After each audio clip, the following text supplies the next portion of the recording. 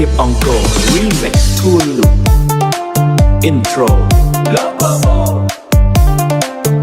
Intro អង្គរស្រលអអ្វីម្លេះ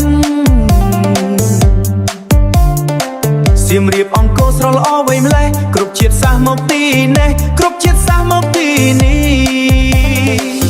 Verse នួនស្រៀងមូលអើយគេចង់មើលអង្គរវត្ត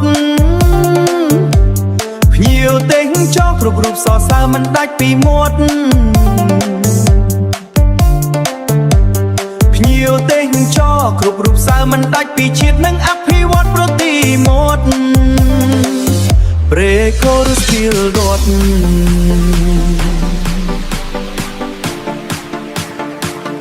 ដូច្នេះកូនខ្មែរគ្រប់រូបខំថែនិងអភិវឌ្ឍប្រទេសជាតិព្រោះអង្គរវត្តជាដួងវិញ្ញាណរបស់ខ្មែរ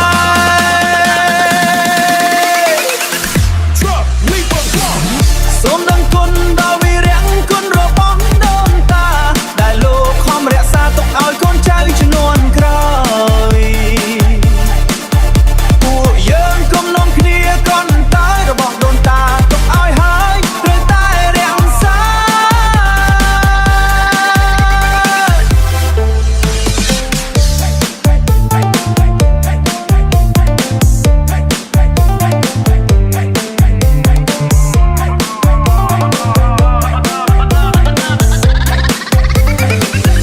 Verse 2 ខ្មែរអើយចូលនាងរាំងសារបស់ដូនតាថែរក្សាឲ្យគង់វង្សជាតិខ្មែរពូកែហើយនឹងខ្លាំងកូនខ្មែរគ្រប់ចំនួនត្រូវយកគំរូតាមបៀនខ្មែរគ្រប់ចំនួនត្រូវយកគំរូតាមគាត់ណាចិត្តស្មោះថែរក្សាស្នាដៃអតីតកា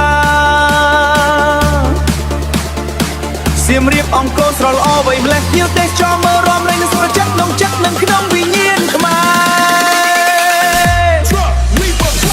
សៀមរាបអង្គរស្រលអអ្វីម្លេះភ្ញៀវទេសរំលែងនឹងសរសើរដែលទុកឲ្យស្រស់ស្មើគ្រប់រូបមានមរឿថ្ងៃសៀមរាបរីមិចជាមិចលោកបបោ Fate ឲ្យក្នុងចិត្តនិងក្នុងវិញ្ញាណខ្មែរ